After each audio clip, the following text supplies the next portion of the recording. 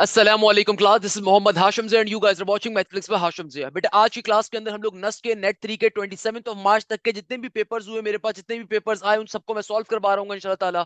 तो भाई आज की क्लास के अंदर स्पेसिफिकली पहले इंजीनियरिंग के पेपर को हम सॉल्व करने के ऊपर मूव कर रहे हैं। 27 मार्च ये पेपर वैसे 26 मार्च का आ रहा है मेरे पास, और 27 मार्च के जो पेपर आए हैं उसको भी मैं इंक्लूड कर रहा हूँ। तो इस पेपर को सॉल्व करने की नीड क्यों है, ये बात मैं आप तमाम लोगों को पहले ही बता चुका हूँ कि बेटा नस्ट के पास सॉफ्टवेयर अवेलेबल होते हैं, उन सॉफ्टवेयर के अंदर हजारों क्वेश्चन फीड है। तो मेरी कोशिश ये होती है कि अगर आप नस्ट की पास्ट पेपर्स की प्लेलिस्ट के ऊपर जाओगे, हर नेट के ऊपर मैं डिफरेंट वीडियोस को डिजाइन कर रहा होता हूँ, जो बच्चे अपने जाके पेपर देकर आते हैं अपना एक्सपीरियंस शेयर करते हैं। तो I always share those particular papers with you guys, उनके सॉल्यूशन को शेयर करता हूं ताकि आपको अंदाजा हो सके। और बहुत से केसेस के अंदर बेटा वही सेम क्वेश्चन आपके पास रिपीट हो रहे होते हैं, क्योंकि जाहिर सी बात है सॉफ्टवेयर में हजारों क्वेश्चन फीड है। अब तक हम कई क्वेश्चन का सॉल्यूशन अपलोड कर चुके हैं, कई क्वेश्चन मैं आपसे शेयर कर चुका हूं। डिस्क्रिप्शन के अंदर आपको कंप्लीट पास्ट पेपर्स की पीडीएफ फाइल भी मिल जाएगी, पास्ट पेपर की लिंक भी मिल जाएगा, पास्ट पेपर की ड्राइव भी मिल जाएगी, इसमें तमाम पेपर्स को मैंने अपलोड करा हुआ है। अच्छा तो बेटा पहले क्वेश्चन के ऊपर मूव करेंगे। देखो पहला क्वेश्चन हमारे पास क्या आ रहा है, एग्जामिनर कहते थे matrix n multiply by n has the associative property commutative property null matrix identity matrix. अच्छा यहाँ पे बच्चों ने दो तरीके के क्वेश्चन बताए। एक बच्चे ने कहा था कि सर हमारे पास जो है ना n मल्टीप्लाई बाय n का क्वेश्चन आया था और एग्जामिनर ने पूछा हुआ था मैट्रिक्स कौन सा कहलाएगा। एक कॉन्सेप्ट तो एक तरह के बच्चे वो थे जिन्होंने कहा था कि उनके पेपर में ये क्वेश्चन आया था, और एक बच्चे ने कैटेगोरिकली ये कहा, मैंने उस बच्चे से पूछा भी था कि बेटा यही क्वेश्चन आया था जो आपने लिख के दिया, उसने कहा था जैसे सर यही क्वेश्चन आया था, प्रॉपर्टीज के बारे में पूछा हुआ था। कोई मसले की बात नहीं है, पहले बात को समझो। देखो सबसे पहले तो अगर तो simple n multiply by n का आपके पास आ रहा है ना कि m इंटू एम, कि भाई आपसे एग्जामिनर कह रहे हैं कि बताइए किस तरह का मैट्रिक्स है, तो ये वाला क्वेश्चन तो बहुत ही हलवा है कि भाई आपके पास किसी भी मैट्रिक्स के अंदर अगर रॉज और कॉलम आपस में बराबर हो जाए तो इसका मतलब क्या होता है, स्क्वायर मैट्रिक्स आ रहा है। ये तो बहुत सिंपल सी लॉजिक है, मगर ये वाली लॉजिक जरा समझने की नीड है। दूसरी तरह का क्वेश्चन बड़ा इंपॉर्टेंट क्वेश्चन है कि एग्जामिनर कह रहे हैं कौन सी प्रॉपर्टी आपके मैट्रिक्स को सर्टिफाई करेगी अगर अगर आपका स्क्वायर मैट्रिक्स आ रहा है फॉर एग्जाम्पल, या कोई भी तरह का मैट्रिक्स आ रहा है। देखो आपके पास एसोसिएटिव प्रॉपर्टी या कम्यूटेटिव प्रॉपर्टी या नल मैट्रिक्स आइडेंटिटी मैट्रिक्स होता क्या है। देखो हमारे पास दुनिया के अंदर एक प्रॉपर्टी होती है कम्यूटेटिव प्रॉपर्टी। कम्यूटेटिव प्रॉपर्टी क्या होती है कि अगर मैं दो मैट्रिसेस को ए और बी को आपस में मल्टीप्लाई करवाऊं तो आंसर किसके बराबर है, बी और ए के बराबर आ जाए, या ए और बी के बराबर आ जाए, कम्यूटेटिव प्रॉपर्टी होती है। अच्छा इसी तरीके से एसोसिएटिव प्रॉपर्टी क्या होती है कि अगर मैं ए और बी को मल्टीप्लाई करवाऊं, उनका जो भी आंसर है उसको मैं थर्ड मैट्रिक्स सी से मल्टीप्लाई करवाऊं, और ये किसके बराबर होगा, ये बराबर होगा कि अगर मैं बी और सी को मल्टीप्लाई करवाऊं, उनके कंबाइंड रिजल्ट को फिर मैं मल्टीप्लाई करवा दूं ए के साथ। ये कहलाती है एसोसिएटिव प्रॉपर्टी। मैट्रिसेस के अंदर एक प्रॉपर्टी और भी यूज होती है, उसको डिस्ट्रीब्यूटिव प्रॉपर्टी कहते हैं। डिस्ट्रीब्यूटिव प्रॉपर्टी क्या होती है कि अगर मैं पहले दो मैट्रिसेस का सम लूं, जो भी आंसर है उसको थर्ड मैट्रिक्स यानी कि ए से मल्टीप्लाई करवा दूं, ये बराबर होगा हमेशा कि अगर मैं सिंपल वाइस वर्सा करवाऊं कि ए और बी को मल्टीप्लाई करवाऊं, प्लस करवाने के बाद ए और सी मैट्रिक्स के अंदर साथ उसको ऐड करवा दूं, तो ये डिस्ट्रीब्यूटिव प्रॉपर्टी होती है। सिमिलरली एक मैट्रिक्स आइडेंटिफिकेशन प्रॉपर्टी भी होती है, इसके अंदर हम आइडेंटिटी मैट्रिक्स को नॉर्मल मैट्रिक्स ए से मल्टीप्लाई करवाते हैं, और ये फिर बराबर होती है ए आई इज इक्वल टू ए के, आई ए इज इक्वल टू ए के। यानी कि अगर मैं सिंपल आइडेंटिटी मैट्रिक्स को अपने ओरिजिनल मैट्रिक्स से मल्टीप्लाई करवाऊं तो मुझे वापस आंसर में ओरिजिनल मैट्रिक्स मिलना चाहिए। ऑलवेज रिमेंबर दिस थिंग कि बेटा अगर मैट्रिक्स आपका n बाय n का है ना, तो कभी भी वो कम्यूटेटिव प्रॉपर्टी को होल्ड नहीं करेगा। किसको करेगा, एसोसिएटिव को करेगा, डिस्ट्रीब्यूटिव को करेगा, या फिर मल्टीप्लिकेटिव आइडेंटिटी मैट्रिक्स को कर रहा होगा। तो नल मैट्रिक्स या फिर आपके पास आइडेंटिटी मैट्रिक्स तो वैसे ही नहीं हो सकता, तो कौन सी प्रॉपर्टी को होल्ड करेगा, अगर प्रॉपर्टी के बारे में पूछा जा रहा है सिर्फ एसोसिएटिव प्रॉपर्टी को होल्ड कर सकते, तो option number A will be the correct answer. Similarly बेटा देखो हमारे पास जो नेक्स्ट क्वेश्चन आ रहा है दैट इज क्वेश्चन नंबर 2। इस क्वेश्चन नंबर 2 के अंदर बड़ी मजे की बात एग्जामिनर कर रहा है। क्वेश्चन में एग्जामिनर कहता है कि भाई if z1 and z2 are the two complex number which of the following is not true. z1 plus z2 यानी कि इनका कंबाइंड मॉडुलस जब लिया जाए वो greater than equal to z1 plus z2 के बराबर आएगा, या z1 प्लस z2 का जो कंबाइंड मॉडुलस होगा वो बड़ा होगा z1 माइनस z2 के इंडिविजुअल मॉडुलस से, या फिर z1 की वैल्यू हमेशा बड़ी या बराबर होगी z2 से। तो भाई इनमें से कौन सी स्टेटमेंट करेक्ट हो सकती है। देखो कभी भी आपके पास थ्योरेटिकल एमसीक्यूज आया करे तो बेटा हमेशा एक आसान चीज ध्यान में रखो। अब अपने पास से एक Z1 कंसीडर कर लो। Z1 में ले लेता हूँ फॉर एग्जांपल 2 प्लस का 3 आयोटा फॉर एग्जांपल, सा है ना। और Z2 हम कंसीडर कर लेते हैं कि Z2 हमारे पास आ रहा है for example let suppose 3 plus का 4 आयोटा, लेट अस कंसीडर। अच्छा भाई पहला केस क्या है मेरे पास, पहला केस आ रहा है क्या Z1 प्लस Z2 का मॉडुलस। अगर मैं Z1 प्लस Z2 मॉडुलस का मतलब क्या ना कंबाइंड मॉडुलस लिया हुआ है, तो भाई कंबाइंड मॉडुलस का मतलब क्या है कि पहले आप Z1 प्लस Z2 करवाओ। तो Z1 प्लस Z2 का इशू क्या होगा बेटा, Z1 प्लस Z2 का मतलब क्या है कि भाई मैं दोनों में इजाफा करता हूँ, 3 प्लस 2 क्या बन गया, 5 बन गया, और 4 प्लस का 3 क्या बन जाएगा, ये बन गया 7 आयोटा। अब अगर मुझे इसका मॉडुलस लेना है तो मॉडुलस लेने का मतलब क्या होता है कि भाई लेंथ निकालना, डिस्टेंस निकालना, रूट ले लेना। तो सिंपल तरीके से देखो अगर मुझे इसका Z1 प्लस Z2 का मॉड लेना है तो इसका मतलब कैसे लिया जाता है कि देखो रियल पार्ट का स्क्वायर, तो रियल पार्ट का स्क्वायर 25 हो जाएगा, इमेजिनरी पार्ट का स्क्वायर तो शुड बिकम 49। तो 49 के अंदर अगर आप 25 का इजाफा करते हो तो क्या बनेगा, जाहिर सी बात है 49 प्लस का √75, अगेन ये दोनों नंबर्स हमने खुद से सपोज करें, कोई इसमें इशू नहीं होना चाहिए। तो √74 बन गया। आप कुछ भी सपोज कर लो, आप 1 प्लस का 2 आयोटा कर लो, 2 प्लस का 3 आयोटा कर लो, अपनी मर्जी से। क्योंकि देखो आपके पास थ्योरेटिकल एमसीक्यूज है, थ्योरेटिकल एमसीक्यूज के लिए हमेशा लॉजिक ध्यान में रखो कि बेटा आप अपने पास से चीज को सपोज किया करो ताकि आपकी जिंदगी आसान हो जाए। तो मैंने Z1 Z2 अपने पास से सपोज कर लिया, कोई भी सपोज कर सकते हो नंबर आप। अब मैं कंडीशन चेक करना चाह रहा हूँ, मेन मकसद क्या कंडीशन चेक करना। अब देखो मेरे पास जो कंबाइंड मॉडुलस की वैल्यू आई है √74 आई है। तो अगर मैं इंडिविजुअल मॉडुलस इनका लेके सम लेता हूं तो क्या बनेगा? फॉर एग्जांपल Z1 का इंडिविजुअल सम क्या होगा भाई? ये बन जाएगा मेरे पास अंडर रूट के अंदर 2 का स्क्वायर 4 होता है और 3 का स्क्वायर 9 होता है। तो 4 प्लस का 9 क्या बन जाएगा भाई? 9 में 4 का इजाफा करोगे, 10 में 4 14 होता है, तो 9 में 4 क्या बन गया? √13 बन गया। सिमिलरली 3 प्लस के 4 का रूट क्या होगा भाई? 3 का स्क्वायर क्या हो जाएगा? 9, और 4 का स्क्वायर क्या होता है? 16। 16 प्लस 9 किसके बराबर होगा? 25 के। और √25 क्या होता है? 5 के बराबर। अब देखो बेटा हमें फाइंड क्या करना है, हमसे एग्जामिनर क्या कह रहे हैं? हमने इंडिविजुअली मॉडुलस तो निकाल लिया और कंबाइंड मॉडुलस भी निकाल लिया। एग्जामिनर ने बेसिकली आपको यहाँ पे 3 या 4 ऑप्शंस दिए हुए होंगे। बच्चे ने 3 ऑप्शन लिखे और मैं आपको समझा देता हूँ क्वेश्चन सॉल्व कैसे होगा। आपने करना क्या भाई? आपने रैंडमली अपने पास से Z1 Z2 खुद से सपोज कर ली। अब आप इसको चेक कर लो कौन सा ऑप्शन करेक्ट आ रहा है। फॉर एग्जांपल पहले ऑप्शन के अंदर हमारे पास आ रहा है कि Z1 प्लस Z2 का जो कंबाइंड मॉडुलस था, जो कि लेट्स सपोज हमारे केस में √74 आया, वो या तो बराबर है या बड़ा है, ग्रेटर देन इक्वल टू किसके? Z1 modulus plus Z2 modulus. यानी कि अगर मैं Z1 और Z2 का इंडिविजुअल मॉडुलस लूं फिर उनका सम लूं, तो इंडिविजुअल मॉडुलस क्या आया था? √13 और सिंपल 5 आया था। तो जाहिर सी बात है √74 इससे तो बड़ा होगा। क्या इसके बराबर हो सकता है? हो भी सकता है, मगर इस कंडीशन में तो नहीं हो रहा। तो इसका मतलब हर वक्त ये पॉसिबल नहीं होगा। तो एग्जामिनर क्या कह रहा है? Which of the following is not true, इनमें से कौन सी चीज सही नहीं है? तो अच्छा भैया कोई मसले की बात नहीं है। नेक्स्ट वाले में एग्जामिनर कहता है कि भाई Z1 प्लस Z2 अगर मैं इनका कंबाइंड मॉडुलस लूं, क्या इसकी वैल्यू हमेशा बड़ी आएगी Z1 माइनस Z2 से? इसको चेक कर लेते हैं। भाई देखो कंबाइंड मॉडुलस के अंदर हमेशा वैल्यू जाहिर सी बात है बड़ी आएगी। तो इनके अगर मैं इनके इंडिविजुअल मॉडुलस लेके उसका सम उसको डिफरेंस लूंगा यानी कि माइनस करवाऊंगा, तो जाहिर सी बात है भाई जो कंबाइंड मॉडुलस का आंसर होगा वो तो हमेशा ही बड़ा होगा। तो ये तो स्टेटमेंट करेक्ट है। ओके।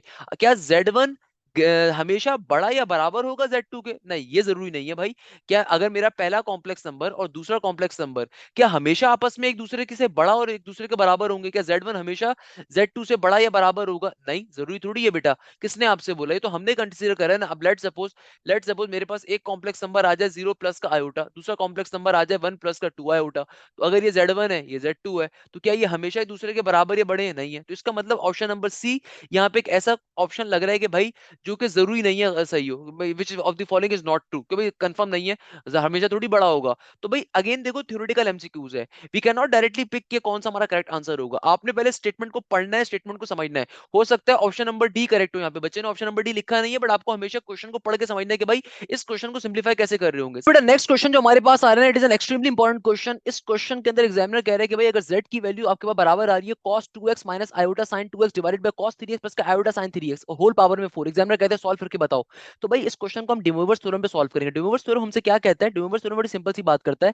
ये कहता है कि भाई cos x प्लस का आयोटा sin x, अगर पावर के अंदर कोई भी वैल्यू आ रही होगी ना, वो पावर इसके एंगल्स का जाके मल्टीपल बन जाती है।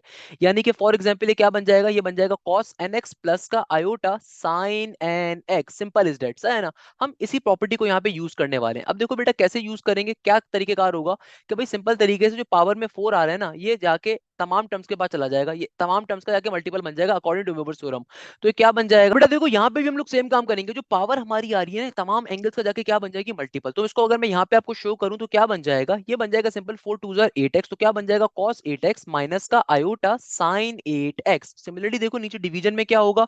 ये 4 तीनों टर्म्स के पास चला जाएगा, तो क्या बन जाएगा? ये बन जाएगा हमारे पास cos 12x, आगे क्या हो जाएगा? माइनस प्लस का आयोटा साइन 12x। तो देखो इस स्टेप के अंदर हम लोगों ने क्या काम करा? हमारे पास हमारी जो भी पावर आ रही थी ना, वो हमारे तमाम के तमाम एंगल्स का जाके मल्टीपल बन गई, हमारे तमाम के तमाम एंगल्स का जाके मल्टीपल बन गई। Simple is that. De Moivre's theorem हमसे यही कहता है।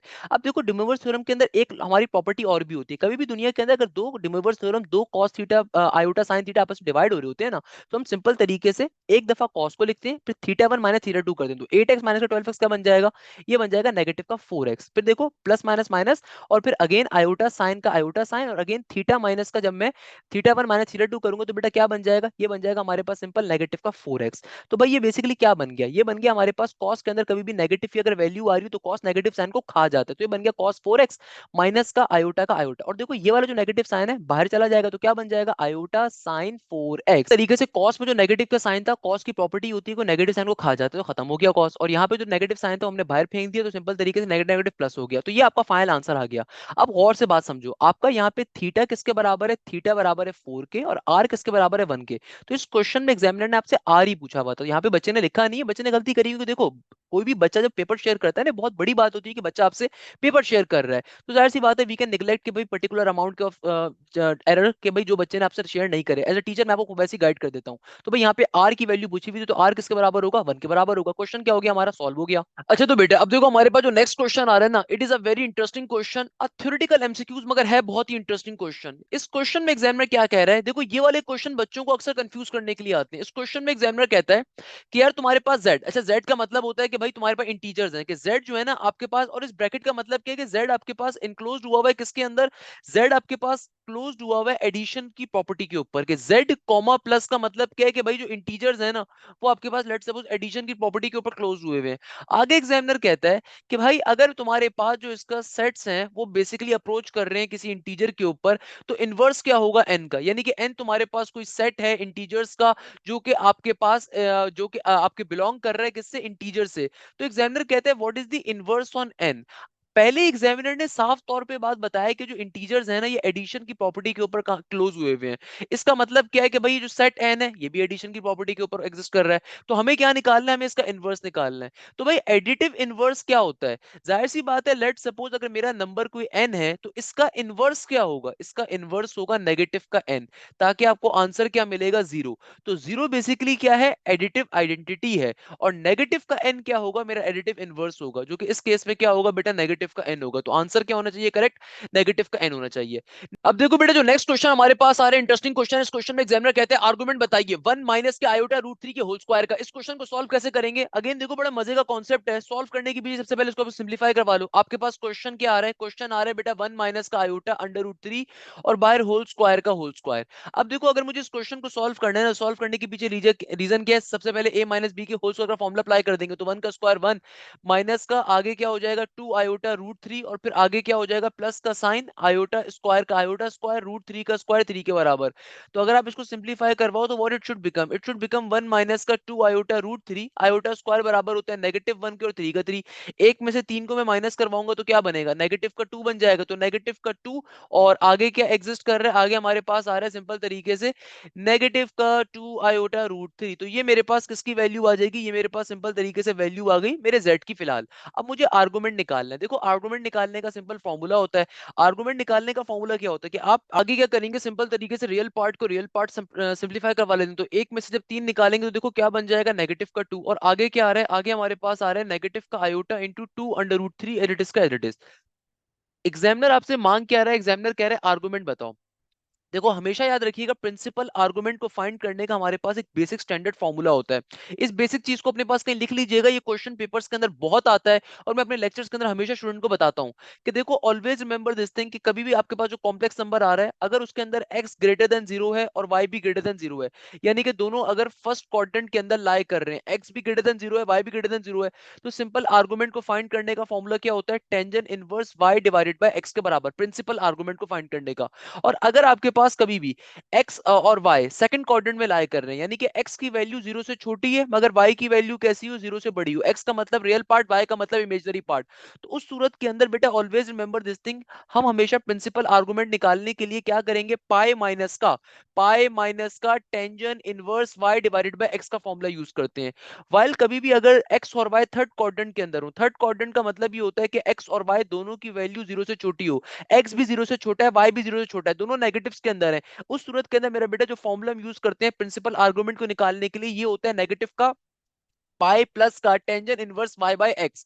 तो इस फॉर्मूले को हम उस वक्त यूज करते हैं, नेगेटिव का पाई प्लस का टेंजेंट इनवर्स y बाय एक्स। और अगर आपके पास x की वैल्यू जीरो से बड़ी है मगर y की वैल्यू जीरो से छोटी है, तो उस सूरत के अंदर बेटा जो हम फॉर्मूला यूटिलाइज करते हैं ये होता है नेगेटिव का tangent inverse y divided by x. अब देखो अगर मुझे इस क्वेश्चन को सॉल्व करना है, अब देखो यहाँ पे मेरे पास x की वैल्यू भी कैसी है, नेगेटिव में, y की वैल्यू भी नेगेटिव में, तो हम थर्ड क्वाड्रेंट वाली प्रॉपर्टी को यूटिलाइज करेंगे, प्रिंसिपल आर्गुमेंट की वैल्यू निकाल ली जाएगी। तो क्या बन जाएगा, नेगेटिव का पाई एडिटिस का एडिटिस, बीच में साइन लाएंगे प्लस का, आगे हो जाएगा सिंपल टेंजेंट इनवर्स का टेंजेंट इनवर्स। देखो y क्या है, y मेरे पास आ रहा है सिंपल नेगेटिव के अंदर 2√3, y हमारे पास क्या आ रहा है मेरा बेटा, नेगेटिव के अंदर 2√3 के बराबर आ रहा है। और देखो डिवीजन में क्या है x, तो x हमारे पास बराबर है नेगेटिव के 2 के, तो देखो नेगेटिव 2 से 2 कट जाएगा तो आपके पास ये क्या आ जाएगा, ये आ जाएगा नेगेटिव का पाई प्लस का टेंजेंट इनवर्स √3। टेंजेंट इनवर्स √3 किसके बराबर होगा बेटा, देखो टेंजेंट इनवर्स के अंदर √3 बराबर होता है 60 डिग्री के, और 60 डिग्री को अगर आप पाई की फॉर्म पे कन्वर्ट करवाओ तो क्या बन जाएगा, ये बन जाएगा पाई/3।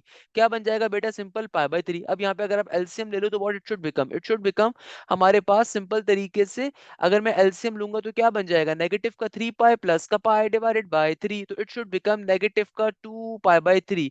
यानी कि 2 पाई/3 का मतलब क्या होता है, तकरीबन 3 6 18, तो 6 2 12, तो यानी कि नेगेटिव का 120। तो एक एंगल देखो आपके पास क्या बन रहा होगा 45 डिग्री, दूसरा 120 डिग्री बन रहा होगा नेगेटिव के अंदर। तो ये आपका प्रिंसिपल आर्गुमेंट आया है नेगेटिव का 2 पाई/3। हमेशा याद रखिएगा, बहुत सिंपल स्टेप है, आपको बहुत सारे लोग कंफ्यूज करेंगे इस कॉन्सेप्ट के अंदर। कभी भी अगर आपको प्रिंसिपल आर्गुमेंट निकालना है तो प्रिंसिपल आर्गुमेंट को निकालने का शॉर्टकट क्या होता है, आप इन चार बेसिक कॉन्सेप्ट को ध्यान में रखो। एक्स की वैल्यू और वाई की वैल्यू अगर दोनों ग्रेटर देन 0 है तो सिंपल तरीके से आप यहां से वैल्यू में डायरेक्टली निकाल लोगे, एंगल आपका जो आएगा वो प्रिंसिपल आर्गुमेंट होगा। अगर एक्स की वैल्यू छोटी है, वाई की वैल्यू 0 से बड़ी है, तो उस सूरत के अंदर यानी कि अगर आपका एक्स और वाई सेकंड क्वाड्रेंट पे लाई करे तो उस सूरत में हम इस फॉर्मूले को यूज करते हैं प्रिंसिपल आर्गुमेंट निकालने के लिए।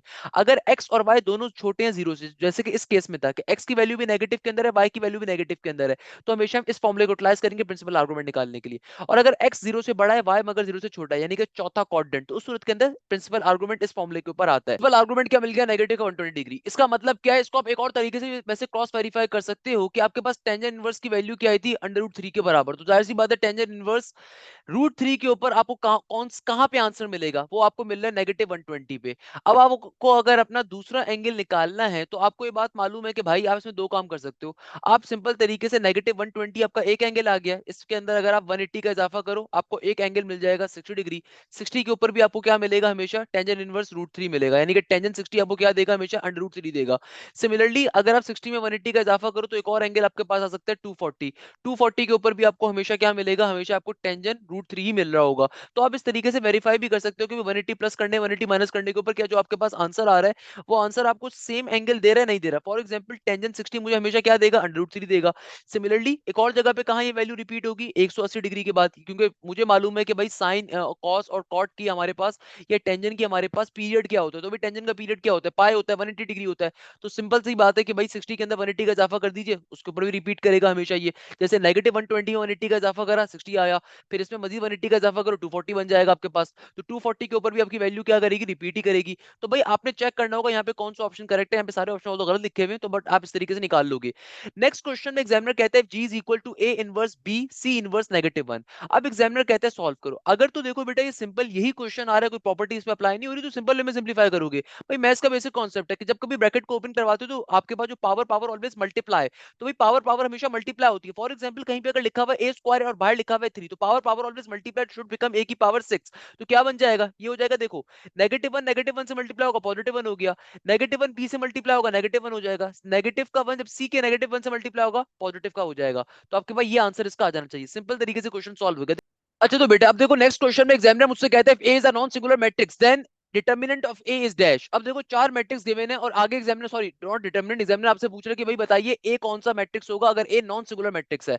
आपको ये बात मालूम होनी चाहिए कि भाई सिंगुलर मैट्रिक्स एक ऐसा मैट्रिक्स होता है जिसका डिटर्मिनेंट हमेशा 0 के बराबर होता है, और नॉन सिंगुलर एक ऐसा सिंगुलर नॉन सिंगुलर मैट्रिक्स दुनिया के अंदर ऐसा मैट्रिक्स होता है, नॉन सिंगुलर मैट्रिक्स दुनिया में एक ऐसा मैट्रिक्स होता है जिसका डिटर्मिनेंट कभी भी 0 के बराबर नहीं होता, जिसका डिटर्मिनेंट कभी भी 0 के बराबर नहीं होता। इस चीज को अपने जहन में रखिएगा। ये दो बेसिक कॉन्सेप्ट्स हैं जो आपको हमेशा याद होने चाहिए, हमेशा मालूम होने चाहिए। क्लियर है बेटा। हमारे पास सबसे पहले नंबर के ऊपर सिंगुलर मैट्रिक्स क्या होता है, सिंगुलर मैट्रिक्स एक ऐसा मैट्रिक्स है कि भाई जिसके अंदर हमारे पास जो भी हमारा डिटर्मिनेंट होगा मैट्रिक्स का 0 के बराबर होगा। नॉन सिंगुलर मैट्रिक्स ऐसा मैट्रिक्स होता है जिसका डिटर्मिनेंट 0 के बराबर नहीं होता। अब कह रहे हैं इनमें से कौन सा नॉन सिंगुलर मैट्रिक्स है, तो भाई आप इसको सिंपल में सॉल्व कर सकते हो। पहला ऑप्शन गलत है, कैसे कि देखो सारी वैल्यूज बराबर है, सारी वैल्यूज बराबर है, डिटर्मिनेंट जब मैं इसका लूंगा तो 1 माइनस का 1 क्या बन जाएगा, 0 बन जाएगा, तो ये तो सिंगुलर मैट्रिक्स है, इसका मतलब ये करेक्ट आंसर नहीं है। अच्छा भाई सेकंड वाले देखो क्या है आपके पास, सेकंड वाला हमारा आंसर करेक्ट हो सकता है, क्योंकि इसका आंसर कोई ना कोई आएगा। क्योंकि देखो cos 7 से मल्टीप्लाई होगा तो क्या बन जाएगा, cos स्क्वायर 7 माइनस का साइन फॉर्मूले का डिटरमिनेंट का, फिर नेगेटिव का साइन 7, जब साइन 7 से मल्टीप्लाई होगा तो जाहिर सी बात है क्या बन जाएगा, नेगेटिव नेगेटिव पॉजिटिव का साइन स्क्वायर 7, सही है ना। तो आपके पास ये क्या बन गया, cos स्क्वायर 7 प्लस का sine square 7, it can be equal to 1, कुछ भी होगा वो आपका अलग कहानी है। खैर नेक्स्ट जो आपके पास ऑप्शन आ रहा है, देखो क्या आ रहा है, इसके अंदर भी आंसर 0 हो जाएगा, 4 3 12 और 6 2 12, 12 माइनस 12 0 हो जाएगा, और ये भी 0 हो जाएगा, 3 0 0 1 0 0। तो कहने का मकसद क्या, खाली एक ऑप्शन ऐसा है जिसके अंदर आपके पास जो नॉन सिंगुलर मैट्रिक्स एग्जिस्ट कर रहा है। बड़ा इंटरेस्टिंग क्वेश्चन आ रहा है, इस क्वेश्चन के अंदर क्वेश्चन नंबर 8 के अंदर एग्जामिनर कह रहा है a इज इक्वल टू, आपको एक मैट्रिक्स गिवन है x3 2 7, आगे गिवन है and b is equal to 2y 1 3, examiner कहता है सॉल्व करके बताओ।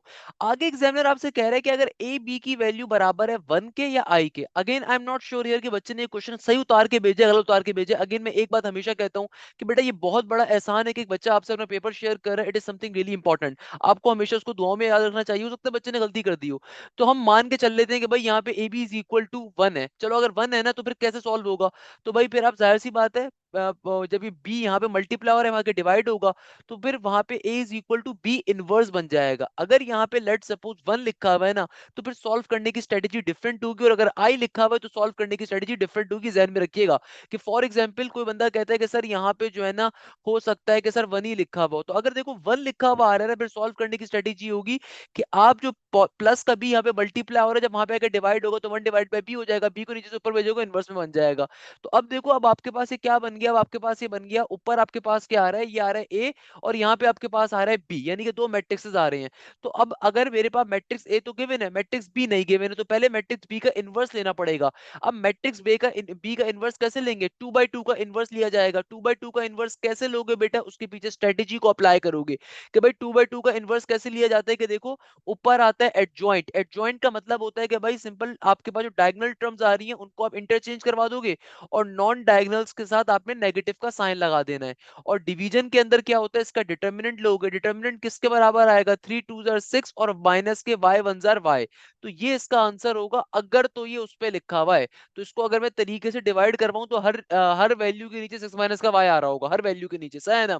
तो ये इसका क्या आ जाएगा, ये इसका पर्टिकुलरली बी इनवर्स आ जाएगा। अब अगर ए और बी आपस में बराबर हैं, तो अकॉर्डिंग टू मैथमेटिक्स लॉजिक, कि भाई आपके पास अगर ए और बी आपस में बराबर है, तो इसका मतलब क्या होगा कि ये वाला जो मैट्रिक्स है ना, ए वाला मैट्रिक्स, ये बेसिकली बराबर है किसके, बी इनवर्स के। तो बी इनवर्स की मेरे पास क्या वैल्यू आई, भाई हमारे पास बी इनवर्स की वैल्यू आई है 3 डिवाइडेड बाय 6 माइनस का वाई, इसी तरीके से माइनस का वाई डिवाइडेड बाय 6 माइनस का वाई, इसी तरीके से हमारे पास नेगेटिव का 1 डिवाइडेड बाय 6 माइनस का वाई, इसी तरीके से 2 डिवाइडेड बाय 6 माइनस का वाई। तो अकॉर्डिंग टू मैथमेटिक्स प्रॉपर्टी, कि आपके पास जो भी वैल्यू किसी भी मैट्रिक्स में गिवन होती है, वो अपने एडजेसेंट वैल्यू के सामने वाली वैल्यू के क्या होती है, बराबर होती है।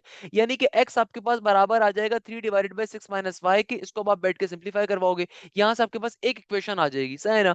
इसी तरीके से आप यहाँ पे कंसीडर कर लो कि फॉर एग्जांपल आपके पास ये वाला जो मैट्रिक्स है, ये वाली जो वैल्यू है इसके सामने आ रही है, तो हमने इस वाली वैल्यू को अगर मैं कंसीडर करूँ आसान वैल्यू है, तो क्या बन जाएगा, ये हो जाएगा कि भाई 2 बराबर है किसके, नेगेटिव के 1 डिवाइडेड बाय 6 माइनस के वाई के। तो 6 माइनस के बाद डिवाइड हो रहा है हमारा, मल्टीप्लाई हो जाएगा, शुड बिकम 6 2 12 माइनस का 2y इक्वल टू के बाद -1, प्लस का 12 जब वहां पे जाएगा तो बेटा क्या हो जाएगा, जाहिर सी बात है प्लस का 12 जब वहां पे जाएगा तो नेगेटिव का 12 हो जाएगा, तो -1 नेगेटिव का 12 शुड बिकम नेगेटिव का 13, नेगेटिव से नेगेटिव कट गया तो y की वैल्यू आ गई for example 13 divided by 2। Again अगर यहाँ पे 1 लिखा हुआ है तो और हम इस पैटर्न पे सॉल्व कर रहे हैं। अब इसी तरीके से x की वैल्यू कैसे निकालूंगा, अब देखो मुझे साफ तौर पे दिख रहा है कि x के सामने ये वैल्यू आ रही है, तो जो भी y की वैल्यू निकाली उसको यहाँ पे प्लॉट करवाऊंगा, सिंप्लीफिकेशन करवाऊंगा, सॉल्व हो जाएगा।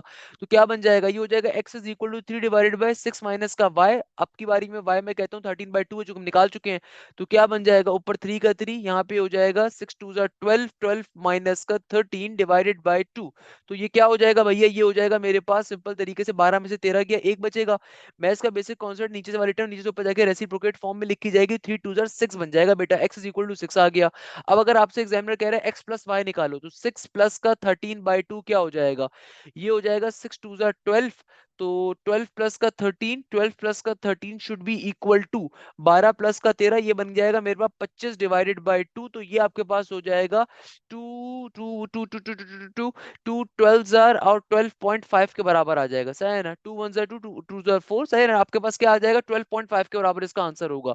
अगर A B is equal to 1 लिखा हुआ था, जो कि मुझे कवई तौर पे चांस दिख रहा है कि भाई कभी चांसेस ये है कि A B is equal to I होगा, ये 1 नहीं होगा, बट अगर let suppose A B is equal to 1 आते तो फिर सॉल्व करने की स्ट्रेटेजी बेटा ये होगी जो मैंने आपको बताई है। इस तरीके से हम लोग एक्स और वाई की वैल्यूज को फाइंड कर रहे होंगे। बट लेट सपोज अगर एग्जामिनर कहते हैं कि नहीं भाई A B is equal to, मैंने तो आई दिया था यहाँ पे, तो उस सूरत के अंदर सिंपल आपने क्या करना है, दोनों मैट्रिक्स को मल्टीप्लाई कर देना है। फॉर एग्जाम्पल पहला मैट्रिक्स क्या था, पहला मैट्रिक्स था एक्स 3 और फिर 2 और 7, सही है ना। और ये मल्टीप्लाई हो रहा है किससे, बी से। बी की वैल्यू किसके बराबर है बेटा, बी बराबर है हमारे पास किसके, बी बराबर था हमारे पास 2y, और इधर क्या था 1 और 3। और यहाँ पे आइडेंटिटी मैट्रिक्स क्या गिवन है, आइडेंटिटी मैट्रिक्स हमारे पास होता है भैया, अगर यहाँ पे आई लिखा हुआ है तो उसका मतलब आइडेंटिटी मैट्रिक्स है, तो आइडेंटिटी मैट्रिक्स होगा। तो अब आप पहले इन दोनों मैट्रिक्स को मल्टीप्लाई करवाओगे और फिर आपस के अंदर equal to property of matrix को यूटिलाइज कर लोगे। अगेन ये डिपेंड करता है यहाँ पे लिखा हुआ क्या है। तो अगेन यहाँ पे चूंकि बच्चे ने क्वेश्चन शेयर किया तो वी कैन अज्यूम कि यहाँ पे हो सकता है 1 हो सकता है आई हो, दोनों सूरतों में जो भी चीज होगी तो सिंप्लीफाई कर लोगे। तो फॉर एग्जाम्पल यहाँ पे अगर आपको सिंपल दो मैट्रिक्स को मल्टीप्लाई करवाना है, कैसे करवाओगे, एक्स जाके 2 से मल्टीप्लाई होगा 2x बन जाएगा, सिंपल तरीके से मेरा बेटा। इसी तरीके से हमारे पास क्या हो जाएगा भाई, 3 जाके 1 से मल्टीप्लाई होगा 3 आ जाएगा, ये 2 जाके 2 से मल्टीप्लाई होगा 4 बन जाएगा, 7 जाके आपके पास किससे मल्टीप्लाई होगा 1 से, तो 7 का 7 आ गया, सही है ना। आगे क्या हो जाएगा, अब ये दोनों आपके पास जो एरोज आ रहे हैं जाके ये आपके दूसरे कॉलम से मल्टीप्लाई होंगे, तो भाई x इंटू वाई बन जाएगा, प्लस का 3 3 जार 9, सिमिलरली 2y का 2y और 7 3 जार 21, इक्वल टू के बाद मेरे पास क्या है 1001, सही है ना, 1001 कांस्टेंट रहेगा, एज इट इज रहेगा। अब इसको फर्दर सिंप्लीफाई कैसे करवाएंगे, देखो फर्दर सिंप्लीफाई करवाना है बहुत ही आसान है, कोई मुश्किल काम नहीं है। इसको मैं एक सेकंड दीजिएगा, जरा सही कर लूं पहले। अच्छा भाई, इसको फर्दर सिंप्लीफाई कैसे करवाएंगे कि देखो, अब फर्दर सिंप्लीफाई करवाना है इसको, आसान सा काम है कि भाई हमें मालूम है कि इक्वल टू के आमने वाली टर्म्स आपस में बराबर होती हैं। तो यानी कि मैं कह सकता हूँ कि 2x प्लस का 3 बराबर होगा किसके, 1 के। तो प्लस का 3 जब वहां पे जाएगा तो नेगेटिव का 3 हो जाएगा, तो 1 माइनस का नेगेटिव 3 नेगेटिव 2 हो गया, 2 से 2 कट जाएगा तो x की वैल्यू आ गई नेगेटिव 1 के बराबर। अच्छा भाई, अब इसी तरीके से देखो 2y प्लस का 21 बराबर है किसके, 1 के। तो मैं अगर इन दो साइड्स को आपस में बराबर लेता हूँ, क्योंकि देखो एडजेसेंट वैल्यूज हमेशा मैट्रिसेस के अंदर आपस में बराबर होती हैं।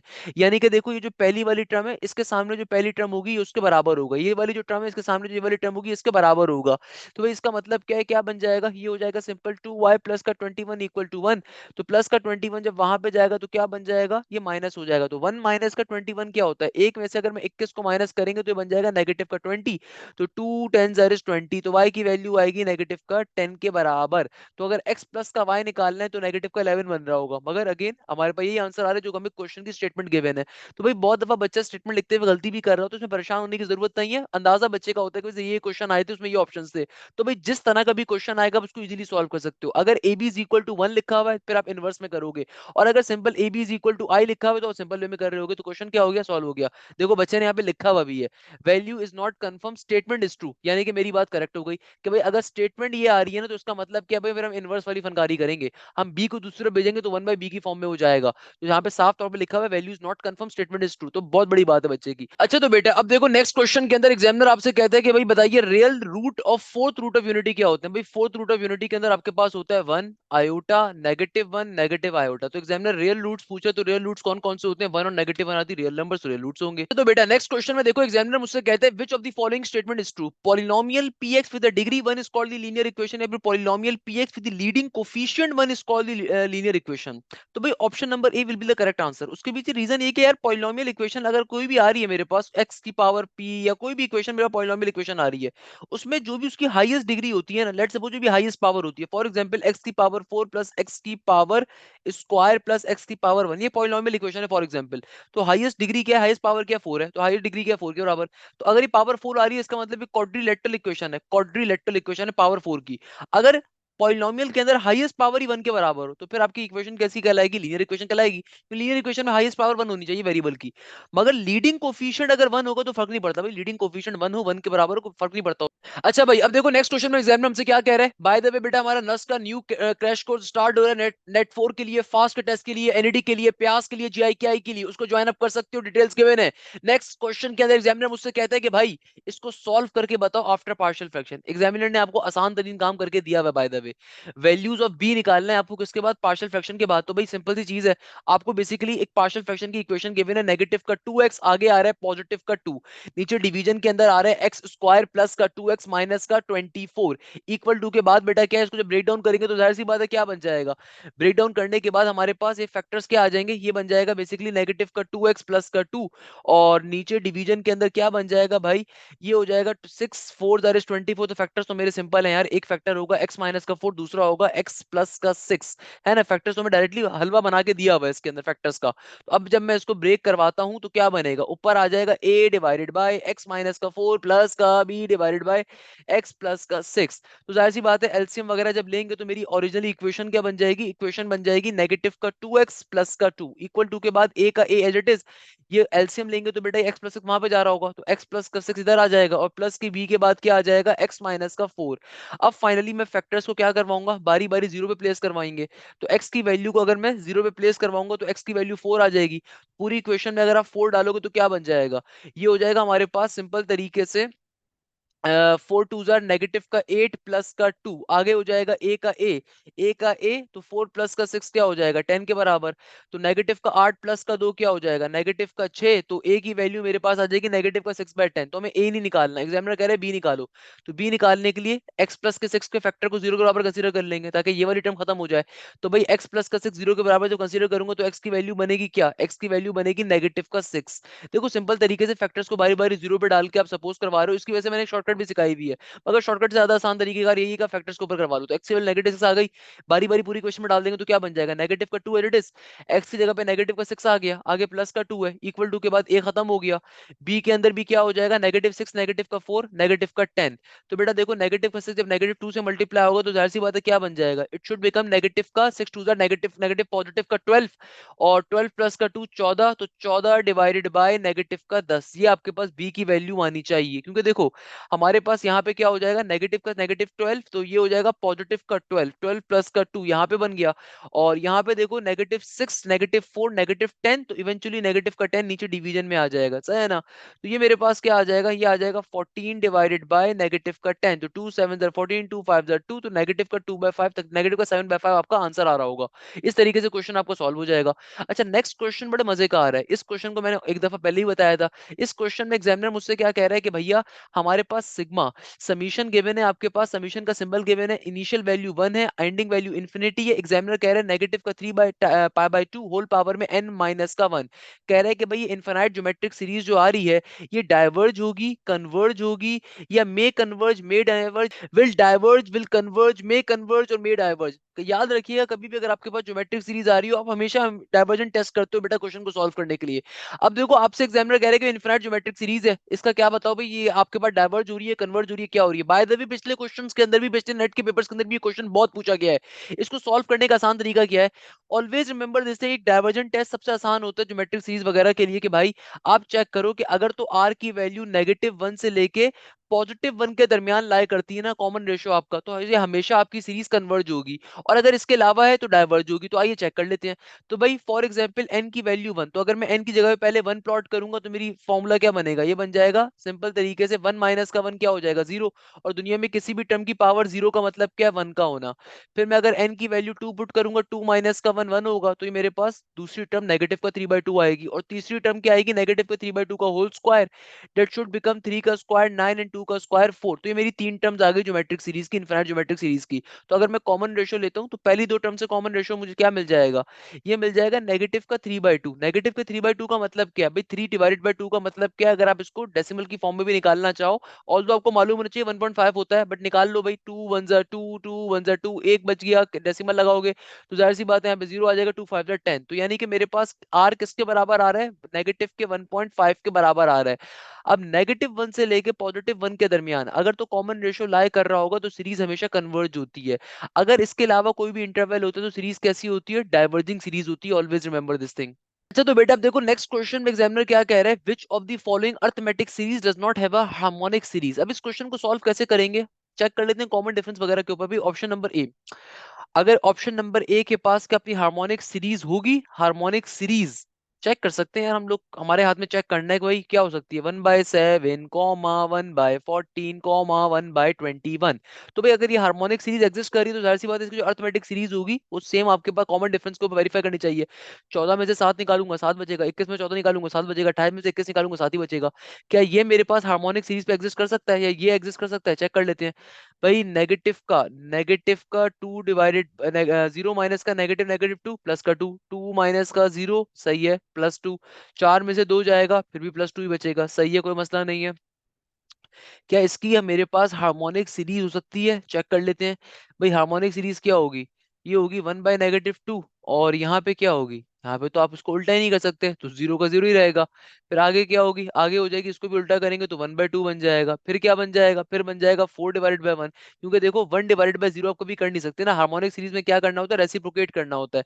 अब जीरो के नीचे कुछ भी नहीं है तो 1 लगा के 1/0 अगर मैं करूंगा, ये तो इन्फिनिटी बन जाएगा। इसका मतलब option number B is the wrong option. तो सिमिलरली ऑप्शन नंबर सी के अंदर क्या है? 8 में से 2 जाएंगे, 6 बचेगा, 14 में से 8 सही है, ये भी सही है। ऑप्शन इसकी हार्मोनिक सीरीज एग्जिस्ट करेगी, इसकी भी हार्मोनिक सीरीज एग्जिस्ट करेगी, क्योंकि एक में से 3 जाएगा नेगेटिव का 3, नेगेटिव नहीं, एक में से 3 जाएगा तो नेगेटिव का 2, -1 -1 -2 सही है, ये भी करेक्ट है। तो कहने का मकसद क्या, सिर्फ एक ही ऑप्शन ऐसे इसके अंदर एग्जिस्ट नहीं कर सकती, वो ऑप्शन नंबर बी आ रहा है आपके पास। क्वेश्चन सॉल्व हो गया।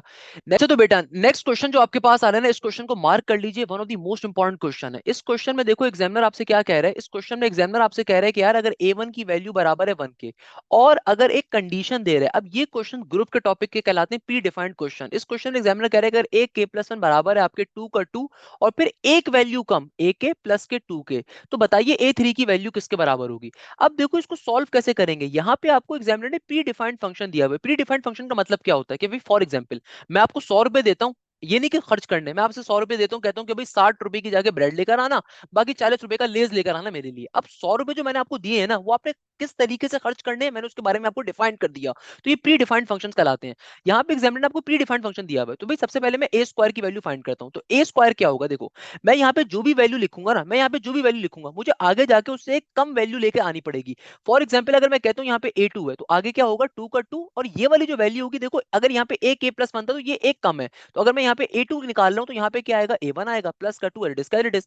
अब देखो मुझे a1 की वैल्यू क्योंकि 1 गिवन है, तो भाई सिंपल तरीके से a2 की वैल्यू क्या आ जाएगी? a2 की वैल्यू आ जाएगी, a1 की जगह पे 1 आ गया, प्लस का 2, तो 2 प्लस का 1 3, 3 2 6 हो गया, यानी कि a2 की वैल्यू किसके बराबर आ गई? 6 के। अब देखो मुझे क्या निकालना है, एग्जामिनर कह रहे हैं a3 बताओ।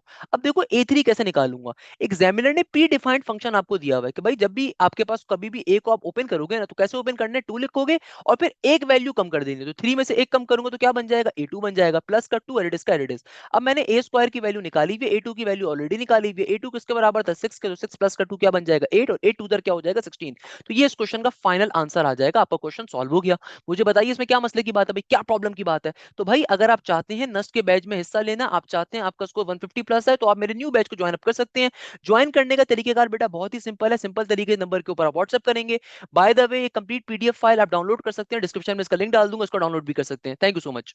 हमारे पास जो नेक्स्ट क्वेश्चन आ रहा है, इस क्वेश्चन में एग्जामिनर कहते हैं two dices are thrown, the probability that sum is 8। अब देखो इस तरह के क्वेश्चंस को हम सॉल्व कैसे करेंगे। इस क्वेश्चन में एग्जामिनर मुझसे कह रहा है कि यार अगर दो डाइसेस को आपने रोल आउट किया तो भाई आपके पास सम 8 आ रहा है। तो भाई हमें मालूम है टू डाइसेस के ऊपर हमारे पास टोटल नंबर ऑफ कितनी केसेस बनते हैं? जाहिर सी बात है बेटा 36 नंबर ऑफ हमारे पास केसेस आते हैं, तो मैंने जल्दी से आपके सामने टोटल नंबर ऑफ केसेस लिख दी है। तो भाई सम ऑफ 8 किस किस पे मिल सकता है? देखो प्रोबेबिलिटी फाइंड करनी है, प्रोबेबिलिटी फाइंड करने का फॉर्मूला क्या होता है? डिवीजन के अंदर टोटल नंबर ऑफ केसेस आ गए 36। अब सम ऑफ 8 किस किस पे मिलेगा? देखो 6 और 1 7 बनेगा, नहीं 6 और 2 8 बनेगा, सही है। 5 और 3 8 होता है, 4 और 4 8 होता है, 5 और 3 8 होता है, 6 और 2 8 होता है। यानी कि टोटल कितने केसेस बन गए? 1 2 3 4 5, तो 5 divided by 36 will be the correct answer. Question हमारा क्या हो गया? सॉल्व हो गया। एग्जामिनर आपसे कह रहा है कि n कॉम्बिनेशन r किसके बराबर होता है? Always remember this thing, n combination r बराबर होता है हमारे पास n combination n minus r के। या फिर इसका एक रिलेशन होता है, ज़हन में रखिएगा हमेशा कि बेटा देखो ऑलवेज रिमेंबर दिस कॉन्सेप्ट कि आपके पास कॉम्बिनेशंस के अंदर दो तरह के कॉन्सेप्ट होते हैं। एक होता है n कॉम्बिनेशन r प्लस का n कॉम्बिनेशन r माइनस का 1, ये बराबर होता है n प्लस 1 कॉम्बिनेशन r के। ये एमसीक्यूज भी अक्सर पेपर के अंदर पूछा जाता है। नहीं तो ये पूछ लिया जाएगा कि n कॉम्बिनेशन r किसके बराबर होता है? भाई ये बराबर होता है हमारे पास n कॉम्बिनेशन n माइनस का r। देखो एक दूसरे के बराबर कैसे आते हैं, आप इस कॉम्बिनेशन को अगर ओपन करवाओगे ना, ओपन करवाने के बाद आपको n कॉम्बिनेशन r ही मिल रहा होगा, सही है ना? Always remember this property as well, ये भी पेपर में बहुत आती है। नेक्स्ट क्वेश्चन में एग्जामिनर कहते थे sum of the positive odd integers between 0 and 4। तो भाई 0 से लेके 4 के दरमियान कितने पॉजिटिव ऑड इंटीजर्स एग्जिस्ट करेंगे? 0 से लेके 4 के दरमियान। देखो 1 क्या है? ऑड नंबर है। 3 क्या है? ऑड नंबर है। 2 एग्जिस्ट करने चाहिए आपके पास। द सम ऑफ, अच्छा सम मांग रहा है, सॉरी सम मांग रहा है, रिमेंबर दिस थिंग, आपसे एग्जामिनर क्या कह रहा है? Sum. The sum of positive odd integers between 0 and 4। देखो मेरी तरह अक्सर लोग जो क्वेश्चन पहले तरीके से अगर नहीं पढ़ोगे ना, टू लिख दोगे, मगर देखो क्वेश्चन को एक से दो दफा लाजमी मैं पढ़ता हूँ, इसीलिए पढ़ता हूँ कि मुझे पता तो क्वेश्चन में कोई ना कोई हिंट आपको मिलेगी। एग्जामिनर सम मांग रहा है, तो भाई ऑड नंबर्स कितने हैं? दो हैं, मगर उनका सम क्या है? सम होगा 3 + 1 4 के बराबर, ऑप्शन नंबर ए। तो it is a very tricky MCQs, I would not say tricky, but ये है कि यार आपको कंफ्यूज कर सकता है कि अगर आपने जल्दी जल्दी के अंदर सॉल्व करने के ऊपर गए ना, तो आपने सिंपल पॉजिटिव ऑड इंटीजर देखे 1 और 3, तो आपने 2 पे टिक कर दिया, मगर उसने सम मांगा हुआ था, तो सम ऑब्वियसली उनका सम क्या होगा? इसके बराबर होगा। What is the formula for cos 2 theta? भाई cos 2 थीटा का एक फॉर्मूला होता है cos square minus sin square theta, एक होता है 1 माइनस 2 sin स्क्वायर थीटा, एक बराबर होता है 2 cos स्क्वायर थीटा माइनस 1 की, या ऑल ऑफ दीज। तो ऑल ऑफ दीज हमारा करेक्ट आंसर होगा। नेक्स्ट क्वेश्चन में एग्जामिनर कहता है what is the domain of cot x? तो भाई cot x की डोमेन याद रखिएगा, ये डोमेन और रेंज वाले question, specially domain trigonometric functions की तरीके से करके जाओ।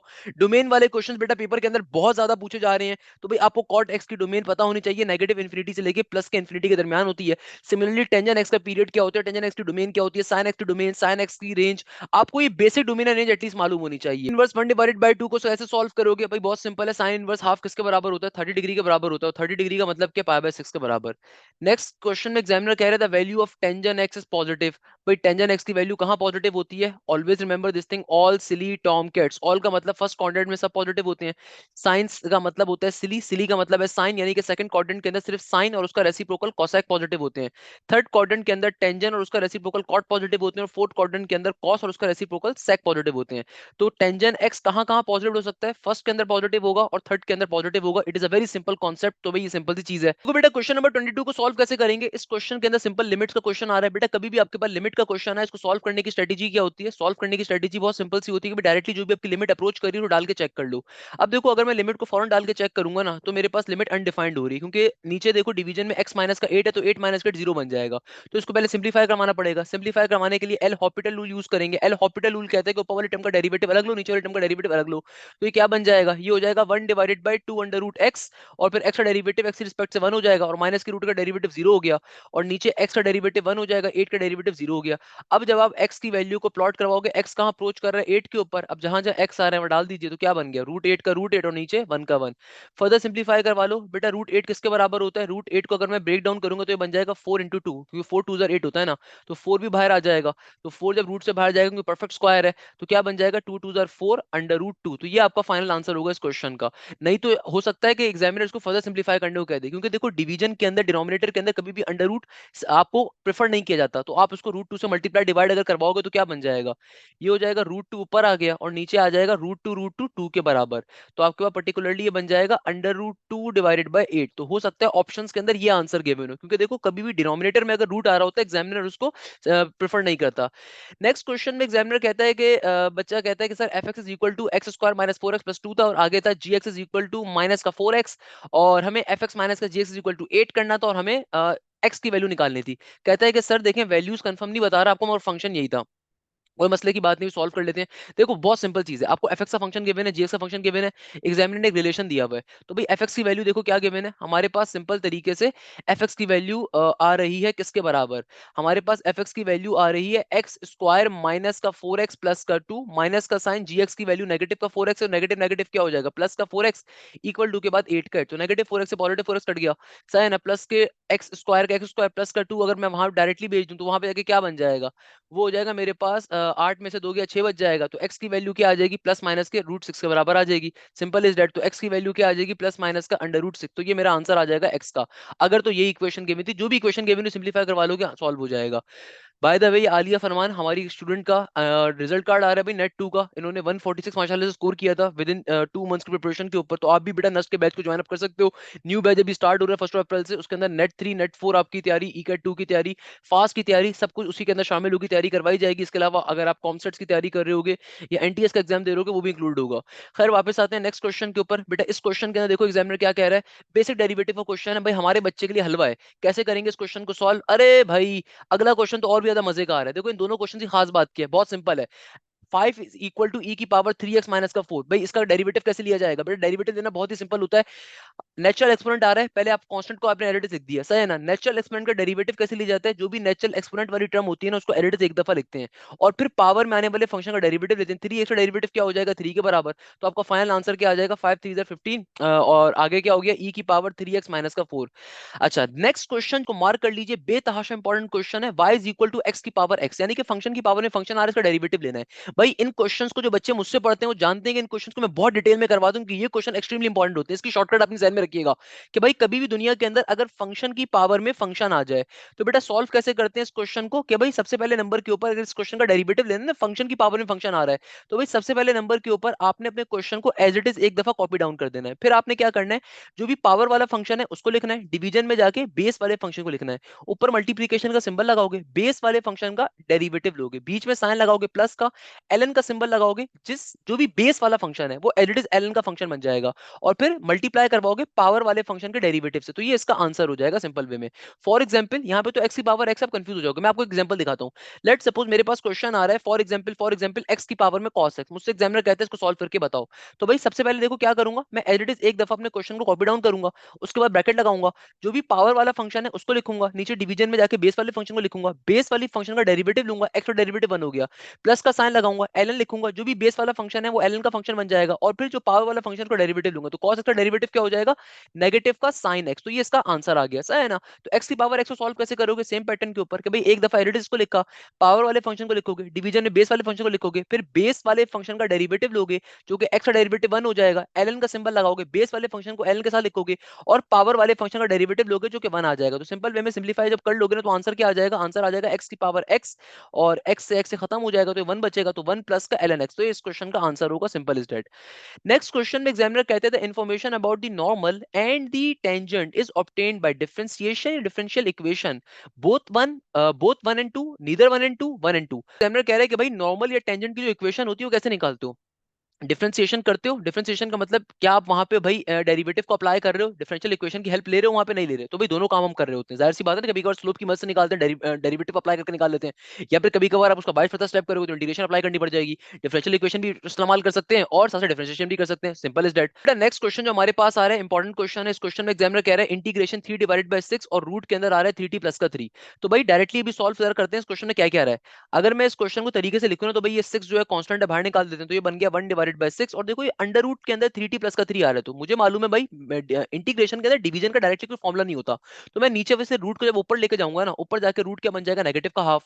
तो बेसिकली ये बन गया मेरे पास ऊपर जाके 3t प्लस का 3, और पावर में क्या आ जाएगा? नेगेटिव का हाफ, और बाहर 3 इंटू dx का dx एट इज। अब देखो बेस का बाहर डेरिवेटिव अगर होगा तो इंटीग्रेशन का पावर फॉर्मुला अप्लाई हो जाएगा, और बेस का बाहर डेरिवेटिव एग्जिस्ट कर रहा है, 3t प्लस 3 का डेरिवेटिव क्या होगा? 3 के बराबर होगा जो कि बाहर एग्जिस्ट कर रहा है, इसका मतलब इंटीग्रेशन का पावर फॉर्मुला अप्लाई कर सकते हैं। तो इंटीग्रेशन का पावर फॉर्मुला क्या कहता है? पावर में एक इजाफा ऊपर तो क्या बन जाएगा? ये बन जाएगा 3t प्लस का 3, पावर में एक इजाफा ऊपर और उसको एक बार नीचे भी लिखेंगे तो नेगेटिव का हाफ प्लस का 1, पॉजिटिव का हाफ ऊपर भी बन जाएगा, उसको एक बार नीचे भी लिखोगे।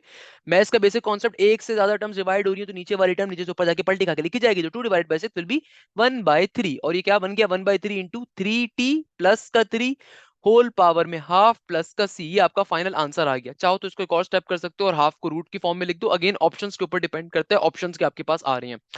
नेक्स्ट क्वेश्चन में एग्जामिनर कह रहा है टेंजेंट इनवर्स 2x। अब देखो ये जो क्वेश्चन आ रहा है अगेन इंटीग्रेशन का आ रहा है, मगर इसको इंटीग्रेशन में डायरेक्टली सॉल्व नहीं कर सकते, ये बाय पार्ट्स का क्वेश्चन है, क्योंकि देखो इंटीग्रेशन के अंदर डायरेक्टली इनवर्स का कोई फॉर्मुला नहीं होता। तो ये जो क्वेश्चन आ रहा है एग्जामिनर वो कंफ्यूज कर रहा है। बेसिकली देखो ये क्वेश्चन क्या आ रहा है? क्वेश्चन आ रहा है tangent inverse 2x into dx। तो भाई ये बाय पार्ट्स का क्वेश्चन है, क्योंकि इनवर्स का डायरेक्टली इंटीग्रेशन में कोई फॉर्मुला नहीं होता, तो मैं 1 अपने पास से कंसीडर कर लूंगा, ये वाली टर्म मेरे पास v कंसीडर होगी, ये वाली टर्म हमारे पास u कंसीडर होगी। इंटीग्रेशन बाय पार्ट्स का फॉर्मुला क्या होता है भाई? ये होता है u का u as it is, integration will apply on the v, then negative का साइन, then इंटीग्रेशन का integration, derivative will apply on the u term, then integration will apply on the v term, और बाहर dx का dx as it is. तो बेटा देखो ये क्या बन जाएगा? u की वैल्यू क्या है? u बराबर है हमारे पास सिंपल तरीके से टेंजेंट इनवर्स 2x के, इंटीग्रेशन v पे अप्लाई हो जाएगी 1 के ऊपर, नेगेटिव का साइन, इंटीग्रेशन का symbol, derivative will apply on the u। तो डेरिवेटिव ऑफ u क्या होगा भाई? u का डेरिवेटिव हो जाएगा टेंजेंट इनवर्स का डेरिवेटिव में फॉर्मूला क्या होता है, 1 डिवाइडेड बाय 1 प्लस फंक्शन का स्क्वायर, जो 2x का स्क्वायर क्या बन जाएगा, 4x स्क्वायर। और बात यहाँ पे खत्म नहीं होगी, बात बढ़ेगी आगे, आगे जाके हमें एंगल का डेरिवेटिव भी ऊपर लेना पड़ेगा, 2x का डेरिवेटिव 2 हो जाएगा। और v की इंटीग्रेशन क्या होती है भाई, v क्या है 1, तो 1 की इंटीग्रेशन क्या होगी, x के बराबर इंटू dx का dx। अब जब आप इसको सिंप्लीफाई करवाओगे ना तो बेटा क्या बन जाएगा, देखो ये बन गया टेंजेंट इनवर्स 2x का टेंजेंट इनवर्स 2x, 1 की इंटीग्रेशन हो गई x के बराबर। ये 2 जो है कांस्टेंट टर्म है, इसको मैं बाहर निकाल के फेंक देता हूं, तो नेगेटिव का 2, नेगेटिव 2 बाहर चला गया नेगेटिव के साइन के साथ, और इंटीग्रेशन सिंपल अप्लाई हो जाएगी, x डिवाइडेड बाय 1 प्लस का 4x स्क्वायर इंटू dx का dx। अब देखो अगर मुझे यहाँ पे इंटीग्रेशन अप्लाई करनी है, अब कैसे इंटीग्रेशन अप्लाई करेंगे, हमारे पास यहाँ पे नीचे कंप्लीट टर्म के ऊपर पावर 1 बन रही है, तो इसका मतलब इसको नीचे से ऊपर लेके नहीं आ सकते, तो ऊपर जाके पावर फॉर्मूला फेल हो जाएगा। तो यहाँ पे एलन शॉर्टकट अप्लाई करना पड़ेगा। एलन शॉर्टकट क्या कहता है कि नीचे वाली टर्म का ऊपर डेरिवेटिव बनना चाहिए। तो 1 प्लस 4x स्क्वायर का डेरिवेटिव क्या होगा बेटा, 1 का डेरिवेटिव 0 और 4x स्क्वायर का डेरिवेटिव होगा 8x। तो ऊपर देखो x मौजूद है, 8 नहीं है, तो पहले आप 8 से मल्टीप्लाई डिवाइड करवाओगे, फिर इंटीग्रेशन को अप्लाई करवाओगे। तो क्या बन जाएगा, मैं करके आपको जल्दी से दिखा देता हूँ, tangent inverse 2x into x का x as it is, tangent inverse 2x का 2x, और ये आगे वाला x का x एज इट इज। आगे देखो हम क्या करवाएंगे, 8 से मल्टीप्लाई और 8 से डिवाइड, 8 से मल्टीप्लाई 8 से डिवाइड, ताकि हमारे पास नीचे वाली टर्म का ऊपर डेरिवेटिव बन जाए। अब देखो नीचे वाली टर्म का ऊपर डेरिवेटिव बन गया, तो फाइनली आपका आंसर आ जाएगा, इंटीग्रेशन अप्लाई हो जाएगी। तो टेंजेंट इनवर्स 2x का 2x, x का x, तो देखो 2 डिवाइडेड बाय 8 क्या बन गया, नेगेटिव का 1/4। और चूंकि नीचे वाली टर्म का ऊपर अब डेरिवेटिव आ रहा है, तो एलन शॉर्टकट, एलन शॉर्टकट क्या कहता है कि एलन को एक बार लिखो, और जो भी नीचे वाली टर्म आ रही है वो एज इट इज एलन का फंक्शन बन जाएगी, प्लस के सी के साथ आपके क्वेश्चन का आंसर आ जाएगा। मैंने कुछ स्टेप्स आपको एक्स्ट्रा भी करके दिखाए, जैसे फॉर्मूला वगैरह, जब आप सॉल्व करोगे जल्दी जल्दी सॉल्व करोगे।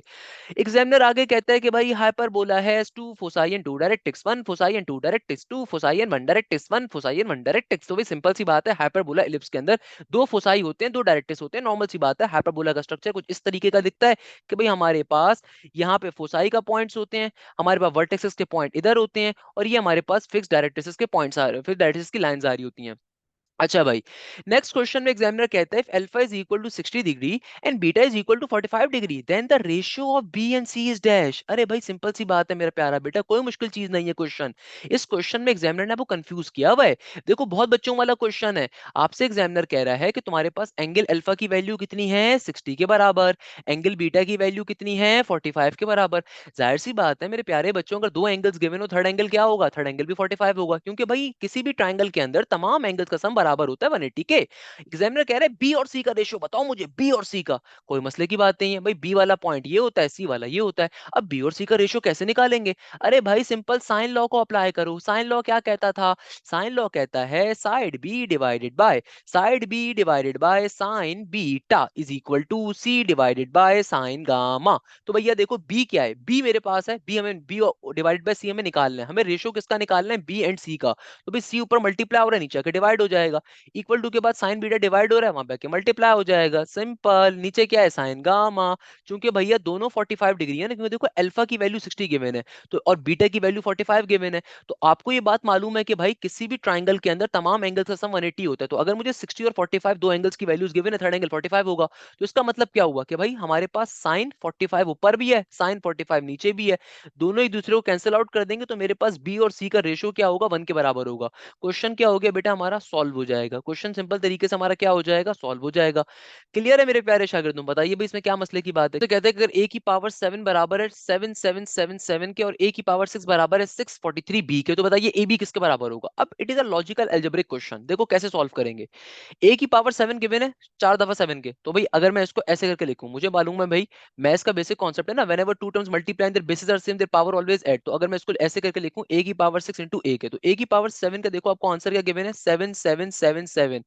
ए की पावर 6 का आपको आंसर गिवन है 643 बी के, सही है ना, इंटू ए का ए एज इट इज। अब देखो 643 यहाँ पे मल्टीप्लाई और हमारे डिवाइड हो जाएगा, तो आपके पास फाइनली ए बी की वैल्यू क्या आ जाएगी, ये आ जाएगी 777 डिवाइडेड बाय 643। आप ऑप्शन चेक कर लोगे, या तो यही ऑप्शन होगा, नहीं तो इसको बेसिक सिंप्लीफिकेशन फर्दर क्या हम कर सकते हैं, मुश्किल लग रहा है मुझे तो, जो 7 आ रहा है, तो चेक कर सकते हैं भाई, इसके 777 आपके पास किससे डिवाइड हो रहा है, 643 से, तो मेरे लिए नजदीक डिवाइड हो सकता है, तो यही आपका आंसर होना चाहिए। अपने ऑप्शन आपके डिपेंड कर रहे होंगे यहाँ पे, मगर सॉल्व इस पैटर्न के ऊपर ही हो रहा होगा। अब देखो बेटा नेक्स्ट क्वेश्चन जो आ रहा है, इंपॉर्टेंट क्वेश्चन आ रहा है, इसको मार्क कर लीजिए, इंपॉर्टेंट तरीन क्वेश्चन है। इस क्वेश्चन में एग्जामिनर ने आपको एक जर्नल कॉनिक की इक्वेशन दी हुई है, ए एक्स स्क्वायर प्लस का बी वाई स्क्वायर प्लस का 2gx प्लस का 2fy प्लस का c इक्वल टू 0। और एग्जामिनर कहता है कि भाई ये इक्वेशन कब पैराबोला को रिप्रेजेंट कर रही होगी। देखो ये स्टैंडर्ड आपके पास नॉर्मल पैराबोला की इक्वेशन नहीं गिवन है, जनरल इक्वेशन गिवन है, सेकंड डिग्री इक्वेशन पैराबोला कहलाती है। एग्जामिनर कह रहा है कि इनमें से कौन सी कंडीशन वेरीफाई होगी तो आपका पैराबोला बन रहा होगा। हमेशा याद रखिएगा कभी भी अगर आपको सेकंड डिग्री किसी कोने की इक्वेशन गिवन हो, सेकंड डिग्री कोने की इक्वेशन गिवन हो और आपसे पैराबोला हाइपरबोला एलिप्स मांगा जाए ना, तो आपको चंद बेसिक केसेस मालूम होने चाहिए। फॉर एग्जांपल आपके पास अगर सेकंड डिग्री इक्वेशन गिवन है तो याद रखिएगा पैराबोला के केस के अंदर हमेशा एच स्क्वायर माइनस का ए बी किसके बराबर होना चाहिए, जीरो के। या फिर आपके पास एच स्क्वायर माइनस के ए बी की वैल्यू अगर जीरो से छोटी है तो उस सूरत में या तो सर्कल होता है या फिर एलिप्स होता है। या अगर आपके पास एच स्क्वायर माइनस के ए बी की वैल्यू ग्रेटर देन जीरो होती है देन उस केस में हमारे पास हाइपरबोला होता है। मगर यहाँ पे हमें ए और बी के रेफरेंस के ऊपर बात करने को कहा हुआ है कि भाई बताइए ए जीरो के बराबर होगा या बी जीरो के बराबर होगा, या ए और बी बराबर होंगे, ए और बी बराबर नहीं होंगे। हमेशा याद रखिएगा स्टैंडर्ड इक्वेशन और पैराबोला कब फॉर्म होगी। अगर मेरे पास स्टैंडर्ड इक्वेशन उस तक दुनिया में फॉर्म होगी कि भाई अगर मेरे पास जीरो नॉट इक्वल, अगर मेरे पास ए जीरो के बराबर ना हो मगर बी जीरो के बराबर हो, उसी सूरत के अंदर देखो मेरे पास क्या बनेगा। उसी सूरत के अंदर मेरे पास स्टैंडर्ड इक्वेशन और पैराबोला बनेगी जिसके अंदर मेरा एक्सेस जो होगा ना पैरेलल होगा वाई के। और मेरे पास जाहिर सी बात है मेरे पास सूरत के एक पर्टिकुलर स्टैंडर्ड इक्वेशन फॉर्म हो जाएगी। अगर मैं कहता हूं कि नहीं सर ए जीरो के बराबर ले लीजिए बी ना लें, तो भाई स्टैंडर्ड इक्वेशन नहीं फॉर्म होगी। वो तो आपके वहां से सकती है मगर हम यहाँ पे स्टैंडर्ड फॉर्म के लिए क्या कंसीडर कर सकते हैं कि ए मेरे पास जीरो के बराबर ना हो और बी जीरो के बराबर हो, तो ये स्टैंडर्ड फॉर्म को कंसीडर कर रहा होगा। अच्छा तो बेटा क्वेश्चन नंबर 33 को मार्क कर लीजिए, पेपर में ये वाला कॉन्सेप्ट बहुत पूछा जाता है। एग्जामिनर कह रहा है period of tangent x and sine x pi by 2। अब देखो कभी भी अगर आपके पास दो पीरियड्स आ जाए ना तो हमेशा दोनों पीरियड्स का पहले इंडिविजुअल पीरियड निकालते हो और फिर दोनों का एलसीएम ले लेते हो। अब देखो टेंजेंट एक्स का पीरियड क्या होता है, टेंजेंट का तो normal simple tangent x given है, टेंजेंट एक्स का स्टैंडर्ड पीरियड क्या होता है, पाई के बराबर होता है, हम सबको मालूम है। आगे गिवन है साइन एक्स पाई बाय 2 का, तो साइन एक्स पाई बाय 2 का पीरियड कैसे निकालोगे। देखो साइन का ओरिजिनल पीरियड क्या होता है, साइन का स्टैंडर्ड पीरियड होता है 2 पाई। चूंकि यहाँ पे डिवीजन के अंदर क्या आ रहा है, 2 आ रहा है, हमें बात मालूम है कि भाई कभी भी एंगल के अंदर कोई डिवीजन में चीज होती है दूसरी तरफ जाके मल्टीप्लाई होती है। और अगर एंगल में कुछ मल्टीप्लाई हो रही है दूसरी तरफ जाके डिवाइड होती है, यहाँ पे देखो डिवाइड हो रही है तो यहाँ पे क्या हो जाएगी, मल्टीप्लाई। तो यानी कि क्या बन जाएगा, ये बन जाएगा पाई प्लस का 4 पाई। अब हमें क्या करना है, इन दोनों का एलसीएम लेना है। कभी भी दो आपके पास ट्रिगोनोमेट्रिक फंक्शंस आ रहे हैं उनका पीरियड निकालना होता है, तो आप पहले इंडिविजुअल पीरियड निकालते हो फिर उसका एलसीएम लेते हो। अब देखो 1 और 4 का एलसीएम क्या होगा, 4 के बराबर। कैसे, बात समझो। देखो 1 के आपके पास कॉमन मल्टीपल्स क्या क्या होंगे भाई, 1 के तो जाहिर सी बात है 1 भी होगा, 2 भी होगा, 3 भी होगा, 4 भी होगा, 5 भी होगा, 6 भी होगा, सो ऑन। और 4 के क्या होंगे भाई, 4 का पहला 4 होगा, उसके बाद 8 होगा, उसके बाद क्या होगा 12 आएगा, इस तरीके चलता जाएगा। तो भाई लीस्ट कॉमन मल्टीपल क्या आएगा, 4 4 आएगा। तो यानी कि मेरे पास इन दोनों का एलसीएम क्या होगा, 4 के बराबर। तो 4 pi will be my correct answer. तो करेक्ट आंसर क्या होगा बेटा, 4 पाई के बराबर होगा, सिंपल तरीके से। इनके अंदर नेक्स्ट क्वेश्चन जो हमारे पास आ रहे हैं, इंटरेस्टिंग क्वेश्चन है। इस क्वेश्चन में एग्जामिनर कह रहे हैं two sides of a right triangle are one and one the hypotenuse dash. भाई राइट एंगल ट्रायंगल गिवन है, इसका मतलब क्या होगा कि H square is equal to P square plus का बी स्क्वायर, है ना भैया। तो आपके पास वन वन है तो क्या बन जाएगा, एच स्क्वायर की वैल्यू आ जाएगी आपके पास सिंपल तरीके से, आपके पास 1 + 1 2 बन जाएगा। और एच की वैल्यू क्या आ जाएगी, हाइपोटेन्यूज की वैल्यू आ जाएगी √2 के बराबर। सिंपल इज दैट, क्या मसले की बात है। नेक्स्ट क्वेश्चन में एग्जामिनर कहते हैं the straight line which meets the circle at each and and passes through the centre is called dash. अब देखो एग्जामिनर कह रहा है कि भाई एक ऐसी लाइन हो जो कि आपके पास सर्कल के सेंटर से पास करती हो और ईच एंड के ऊपर मीट कर रही हो, ओके। यानी कि लेट सपोज एक लाइन है वो सर्कल के सेंटर से पास कर रही है और ईच एंड के ऊपर मीट कर रही है।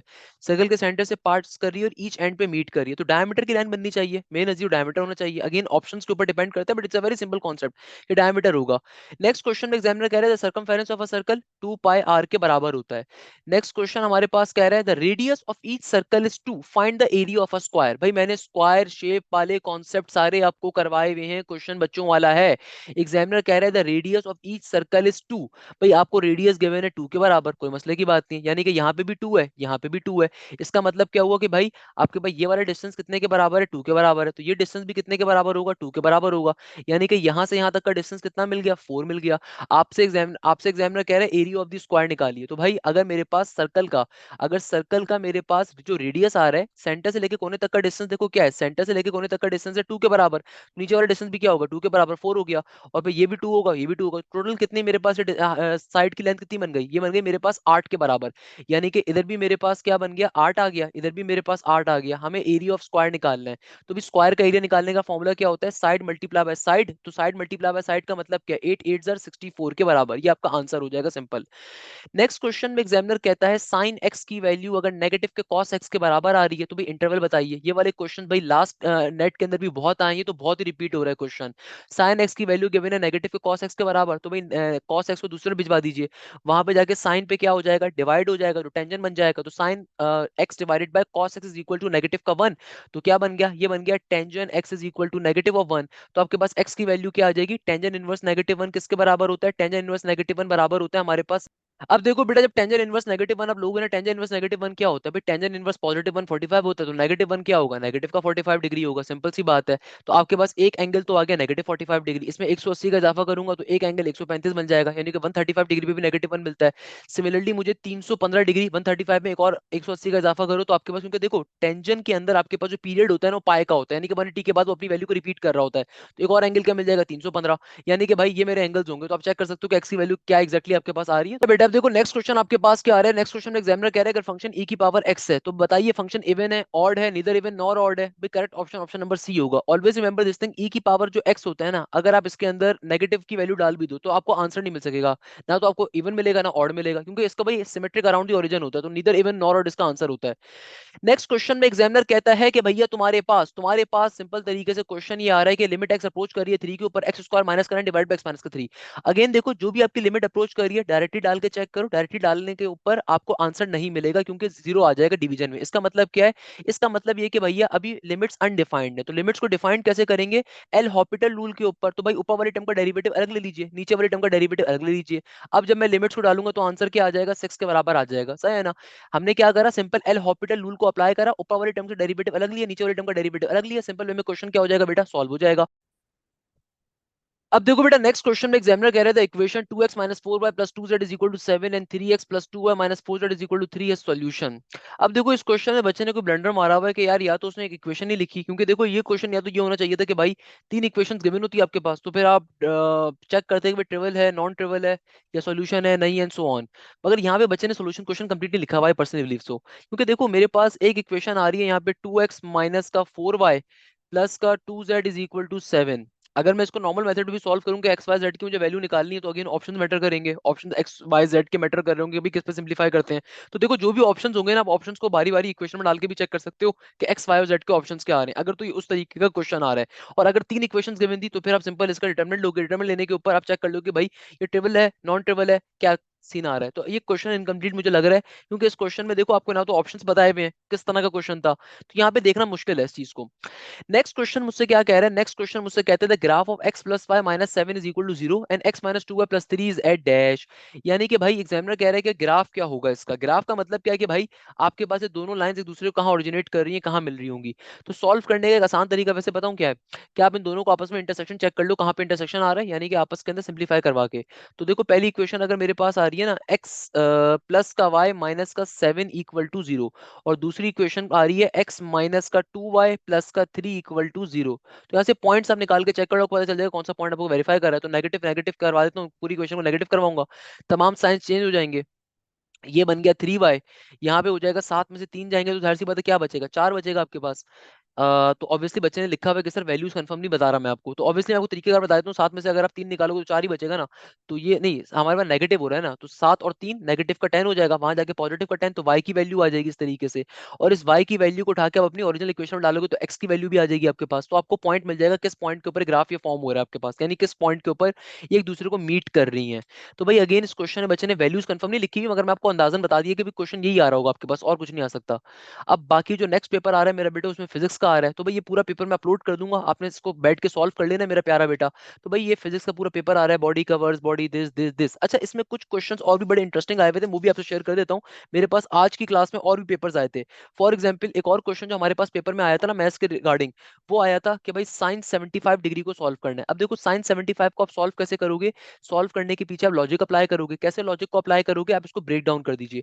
कैसे ब्रेक कर सकते हो कि भाई साइन 75 का मतलब क्या है, आप इसको ब्रेक कर दो साइन 60 डिग्री, या आप इसको एक और तरीके से सॉल्व कर लो, ज्यादा आसान है कि भाई आप शॉर्टकट, मेरी शॉर्टकट यूटिलाइज कर लो कि भाई 75 डिग्री का मतलब क्या है, 90 माइनस का 75 के अंदर कितना मैं इजाफा करूंगा, 90 बनता है। अब तमाम लोगों को मालूम है भाई 90 में से अगर मैं 15 को माइनस करूँ, 90 में से 10 माइनस करूंगा 80, 80 में से 5 माइनस किया और 75, तो 90 माइनस का 15 किसके बराबर होगा, 75 के।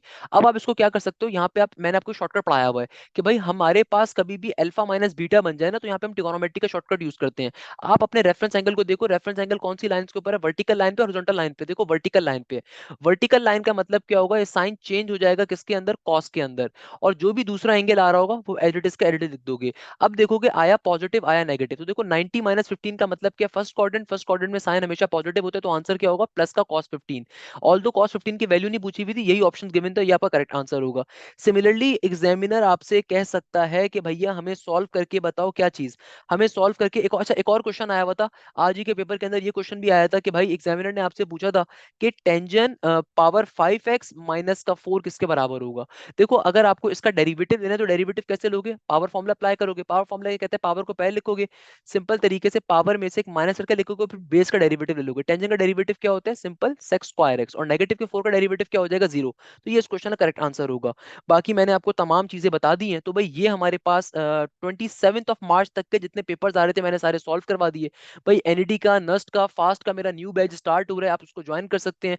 ये बच्चों के रिपोर्ट कार्ड है। Abdul Hadi was the second position, जिन्होंने माशाल्लाह से ली थी, मतलब टॉप पोजीशन के ऊपर थे नेट 2 के अंदर हमारे पास, उनका रोल नंबर वगैरह गिवन है, ये मेरे बैच के अंदर थे। सिमिलरली हमारे पास अब्दुल हादी हो गए, आलिया फरमान हो गई, 146 इनका नेट 2 का स्कोर था माशाल्लाह से। इसी तरीके से हमारे पास ये ई कैट के अंदर 232 236 के स्कोर्स आए हुए थे, मेहर अली शाह के और दूसरों के। तो भाई ये ई कैट का टेस्ट सबसे कंपीटिटिव टेस्ट होता है, इनफैक्ट नस से ज्यादा मुश्किल टेस्ट होता है बेटा, क्योंकि बहुत ज्यादा प्रेशर हैंडल करना जरूरत होती है यहाँ पे। इसी तरीके से बेटा अब्दुल मोइज आ रहे हैं और दूसरे बच्चे आ रहे हैं, तो भाई कहने का मकसद क्या है कि न्यू बैच हमारा स्टार्ट हो रहा है, न्यू बैच हमारा स्टार्ट हो रहा है इंशाल्लाह ताला 1 अप्रैल से, आप उसको ज्वाइन अप कर सकते हैं। उसके अंदर आपकी तमाम सब्जेक्ट्स की तैयारी करवाई जाएगी, प्लस उसके अंदर नस्ट की, फास्ट की, एनईडी की, यूईटी की, आईबीए की। इसके अलावा अगर आप कॉमसेट से जीआई के साइड पे अप्लाई करें तो उसकी तैयारी भी शामिल होगी। सिंपल तरीके से मेरा व्हाट्सअप नंबर गिवन है 0303278505, इसके ऊपर आप मुझे मैसेज कर सकते हैं और नस्ट के न्यू बैच में आप एनरोल हो सकते हैं।